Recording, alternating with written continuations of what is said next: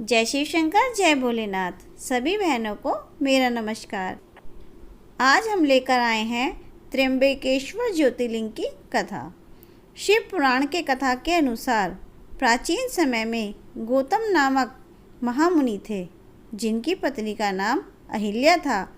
उस समय बहुत काल तक वर्षा नहीं होने के कारण भयंकर सूखा पड़ा था। तब गौतम ऋषि ने वर्षा की प्राप्ति के लिए वरुण देव की आराधना करके उन्हें प्रसन्न किया। वरुण देव ने गौतम ऋषि से कहा, आप एक तालाब खोदिए, मैं उस तालाब को जल से भर दूंगा। फिर उस तालाब का जल कभी समाप्त नहीं होगा और इससे तुम्हारा नाम संसार में प्रसिद्ध हो जाएगा।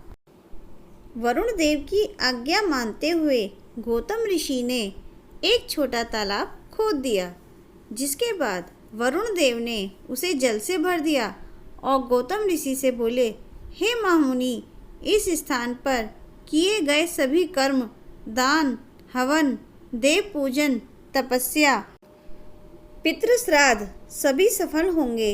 यह कहकर वरुण देव अंतर्ध्यान हो गए। जल का प्रबंध हो जाने के बाद गौतम ऋषि के आश्रम के आसपास का सारा क्षेत्र हरा भरा हो गया और वहाँ आसपास के सभी लोग और पशु पक्षी जल पीने के लिए आने लगे, जिसके कारण चारों तरफ गौतम ऋषि की कीर्ति फैलने लगी। कुछ ब्राह्मण गौतम ऋषि की कीर्ति से जलने लगे और उन्हें उस स्थान से भगाने का उपाय सोचने लगे। गौतम ऋषि को सबक सिखाने के लिए उन ब्राह्मणों ने भगवान गणेश की आराधना शुरू कर दी। उनकी आराधना से प्रसन्न होकर गणेश जी प्रकट हुए और उनसे इच्छित वर मांगने को कहा। ब्राह्मणों ने कहा, हे गणपति, हम चाहते हैं कि गौतम ऋषि इस स्थान को छोड़कर दूसरे स्थान पर चले जाएं।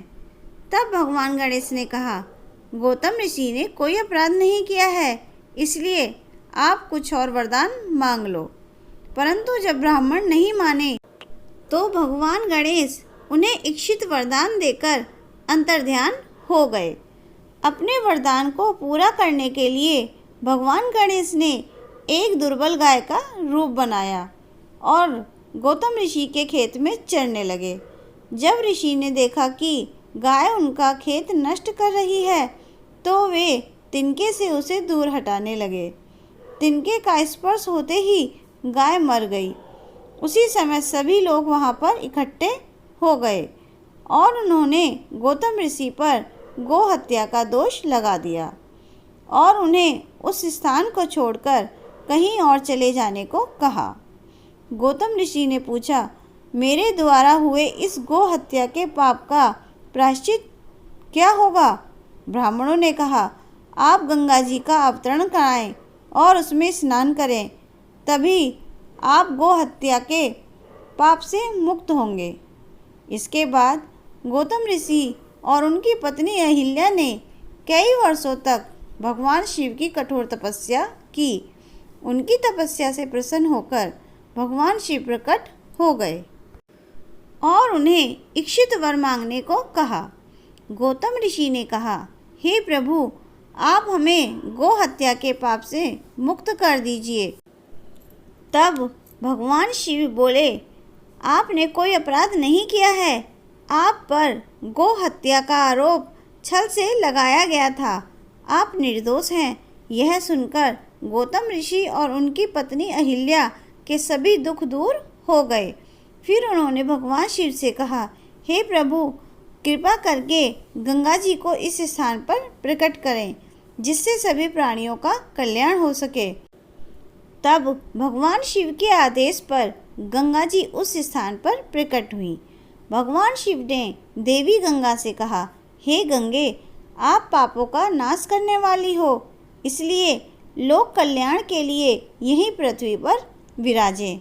आपको इस मनवंतर की 28वीं चतुर्युगी तक यही पृथ्वी लोक पर निवास करना होगा और भक्ति भाव से अपने जल में स्नान करने वाले श्रद्धालुओं के पापों को नष्ट करना होगा।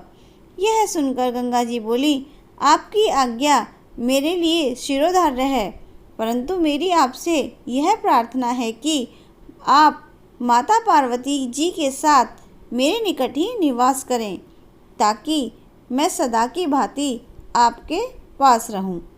तब भगवान शिव गंगा जी से बोले, मैं तुम्हारी मनोकामना अवश्य पूरी करूंगा। यह कहकर भगवान शिव उस स्थान पर श्री त्र्यंबकेश्वर ज्योतिर्लिंग के रूप में स्थापित हो गए। गंगा जी उस स्थान पर गौतम ऋषि के नाम से प्रसिद्ध होकर गौतमी गंगा कहलाईं, जिन्हें गोदावरी भी कहा जाता है।